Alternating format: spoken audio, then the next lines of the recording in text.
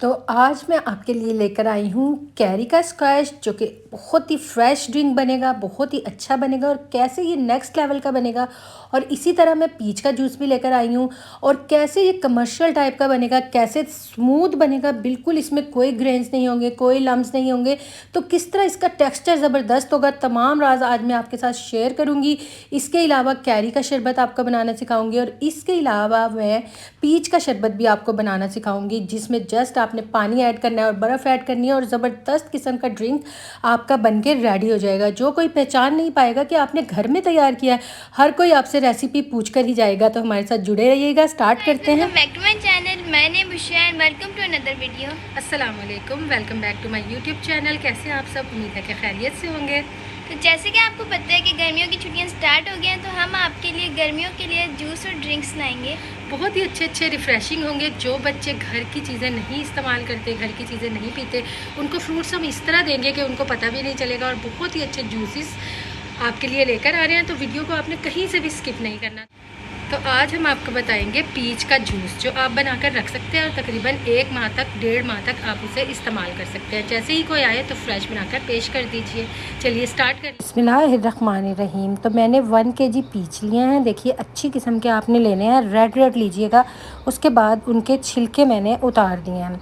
कई लोग इसको छिलकों समेत बना लेते हैं, तो बाद में बहुत मुश्किल होती है, छानना पड़ता है, ड्रेन करना पड़ता है। तो मैं शॉर्टकट तरीका आपको सिखा रही हूँ। तमाम उसको उतार लीजिए, उनकी गुठलियाँ निकाल लीजिए और उन तमाम को छिलके उतारने के बाद कट कर लीजिए। देखिए कट करने के बाद 1 बाउल के करीब हमें ये पीच हासिल हो गए हैं। अब इन तमाम पीचेस को आपने क्या करना है कि एक ग्राइंडर के जग में डालना है और बहुत ही स्मूथ सा पेस्ट इसका बना लेना है। 1 गिलास पानी इसके अंदर मैंने ऐड कर दिया था।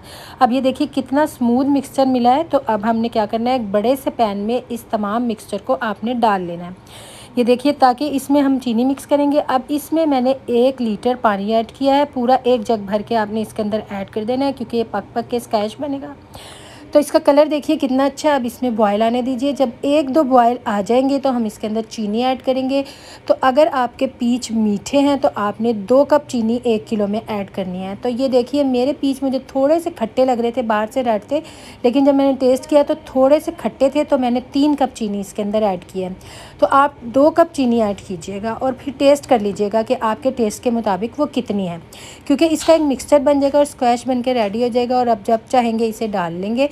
तो अब आपने क्या करना है कि ये देखिए जब बॉयल आ रहे हैं तो इसके ऊपर झाग आ रहा है। आपने चम्मच की मदद से इस तमाम झाग को आहिस्ता आहिस्ता इसके ऊपर से उतार लेना है। ये देखिए उतारते चले जाइए और आपके पास बहुत ही अच्छा, ये देखिए शाइनी वाटर आपके पास आपको मिल जाएगा। अब इसके बाद क्या करना है, इसको 10-15 मिनट आपने पकाना है। उसके बाद एक बड़ा 1 टेबलस्पून काला नमक इसके अंदर ऐड करना है। इससे बहुत ही टेस्ट इन्हेंस होता है, बहुत ही डिफरेंट सा टेस्ट इसका बन जाता है। और साथ साथ आप झाग उतारते रहिएगा। उसके बाद 2-3 बॉयल और आ जाएंगे तो 4 लीमुओं का मैंने रस निकाल के रखा था, तो 4 लीमू का रस इसके अंदर मैंने ऐड किया है। इससे भी बहुत डिफरेंट टेस्ट आएगा और ये सेफ रहेगा, इसकी सेल्फ लाइफ बढ़ जाएगी और ये ज़्यादा दिन तक प्रिजर्व रहेगा आपके पास। तो ये देखिए सबसे लास्ट में जब ये गाढ़ा होना स्टार्ट होगा तो येलो फूड कलर थोड़ा सा चुटकी बराबर इसके अंदर मैंने ऐड किया। अब इसको अच्छे से मिक्स कर दीजिए। देखिए ये थिक हो चुका है। अब आपको इसका थिक होने की यही निशानी है कि जब ये थिक हो जाएगा तो समझे ये बनकर रेडी हो चुका है। अब फ्लेम को हम ऑफ़ कर देंगे। थोड़े से बॉयल आने के बाद फ्लेम को ऑफ़ करेंगे और इसे ठंडा होने देंगे। इसको ठंडा होने के बाद ही हमने बोतलों में सेव करना है। देखिए बिल्कुल ठंडा हो चुका है 3-4 घंटे के बाद। अब मैंने एक जग में इसको शिफ्ट किया है, देखिए, ताकि आसानी के साथ में बोतल जो भी आपने लेनी है उसे धो के बिल्कुल ड्राई आपने कर लेना है। कोशिश कीजिए कि आपकी शीशे की बोतल हो, वरना प्लास्टिक की भी बोतल बिल्कुल ड्राई कर लीजिए। अब उसके अंदर इस सारे मिक्सचर को हम ऐड कर देंगे। ये आपका स्क्वैश बन के रेडी हो गया है, तकरीबन 1 लीटर बन के रेडी हुआ है। ये देखिए बहुत ही अच्छा मिक्सचर बना है। अब जब भी आपने बनाना है, किसी मेहमान ने आना है, आपके बच्चों ने स्कूल से आना है, जस्ट आपने 2 टेबलस्पून इस मिक्सचर का लेना है। ये देखिए इसको अब आप इस तरह सेव कीजिए, फ्रिज में रख लीजिए। और जब भी आपने बनाना हो तो आपने इसको चिल करना है। सबसे पहले इसमें क्रिस्टल्स डालने हैं, क्यूब क्यूब्स डालने हैं।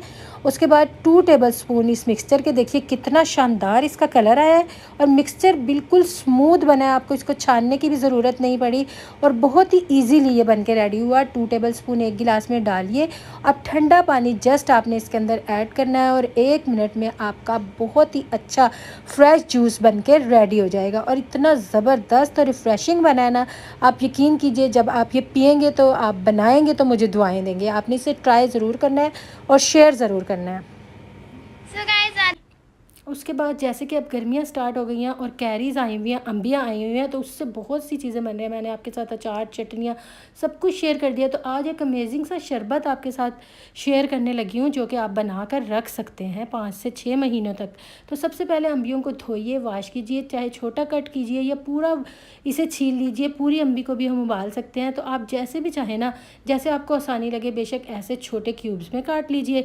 मुझे ना बाज़ार से ये कटी हुई मिली थी, इसलिए मुझे छोटे क्यूब्स में कट करनी पड़ी। तो उसके बाद हमने क्या करना है कि एक पैन ले लेना है, उसके अंदर हमने 4 कप पानी के ऐड करने हैं। क्योंकि ये मेरी 1 kg अम्बियाँ हैं तो आपने इसी हिसाब से करना है। अगर हाफ़ kg हो तो 2 कप पानी डालिएगा। ये देखिए पानी डालने के बाद मैंने क्या किया, अम्बियाँ जो छील के मैंने क्यूब्स कट करके रखी थी ना, वो मैंने इसके अंदर डाल दी। अगर आपके पास पूरी अम्बी हो ना तो उसे छील के पूरी को ही इसके अंदर डाल दीजिएगा। उसके बाद 1 गट्टी पुदीने को मैंने लेकर पत्ते तोड़ के अच्छे से वॉश करके मट्टी निकाल के मैंने इसके अंदर डाला है। ये देखिए पूरा आप यकीन कीजिए बहुत अच्छी तरह साफ़ कीजिएगा। उसके बाद इसको कवर करके मैंने 10 मिनट के लिए पकाया कि अम्बियाँ भी गल गई हैं, पुदीना तो जल्दी से गल ही जाता है। अब इसी पानी समेत थोड़ा सा ठंडा करने के बाद ना हम इसको ग्राइंड कर लेंगे। जो पानी हमने इसके अंदर डाला था ना 4 कप, वो इसके अंदर मौजूद है और हम उसी के अंदर इसको ग्राइंड करेंगे। ये देखिए थोड़ा सा ठंडा होने दीजिएगा क्योंकि ग्राइंडर भी इससे ख़राब हो जाता है। थोड़ी सी भाप निकल गई तो उसके बाद मैंने इसको ग्राइंड किया और ग्राइंड इतना करना है कि पुदीना और अम्बी और पानी यकजान हो जाए। ये देखिए अब 1 कप पानी मैंने इसके अंदर 1 गिलास पानी और ऐड कर दिया। अब इसके अंदर और पानी बिल्कुल नहीं जाएगा। अब ऊपर से आपने थोड़ा सा कवर हटा लेना है। ये देखिए ग्रीन फूड कलर आपने मंगवाना है। मेरे पास जेल कलर है, ये देखिए ये थोड़ा सा 2-3 ड्रॉप्स डालिएगा और नीचे से कलर चेक करते जाइए। जितना ग्रीन आपको चाहिए ना, ग्रीन से रिफ़्रेशिंग लगता है और आप गेस्ट को देना तो उन्हें बहुत ही अच्छा लगता है। उसके बाद आपने क्या करना है, इसे छलनी से छान लेना है।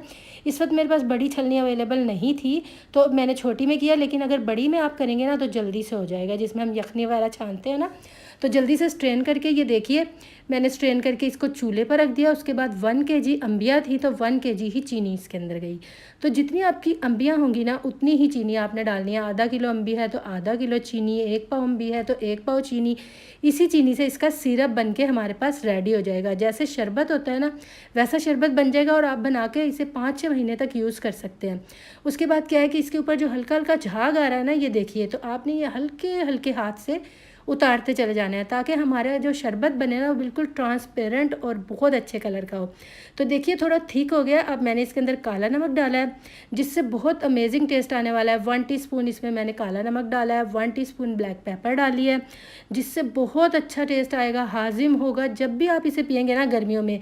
और फिर उसके बाद ज़ीरा पाउडर मैंने डाला है, भुना हुआ ज़ीरा पाउडर मेरे पास है, तो ये भी मैंने 1 टीस्पून इसके अंदर डाला है। तीनों चीज़ें 1 टीस्पून डाली हैं और इसको मिक्स कर दिया है। अब इसके बाद 1 पाव नींबू लेके मैंने उसका लेमन जूस निकाल के अलग प्याली में रख लिया था छान कर, वो सबसे लास्ट में आपने इसके अंदर ऐड करना है। और उसके बाद चलिए इसकी असेंबलिंग में आपको दिखाती हूँ। बन के रेडी हो गया था, मैंने थोड़ी देर ठंडा किया है। अब एक एक गिलास में आपने क्या करना है, लेमन स्लाइस डालने हैं, बर्फ़ के क्यूब्स पहले डाल लीजिए, थोड़े से पुदीने के पत्ते डालिए। उसके बाद जो हमने सिरप तैयार किया ना, ये देखिए सुभान अल्लाह, ये 2 चम्मच 1 गिलास के लिए बहुत काफ़ी है।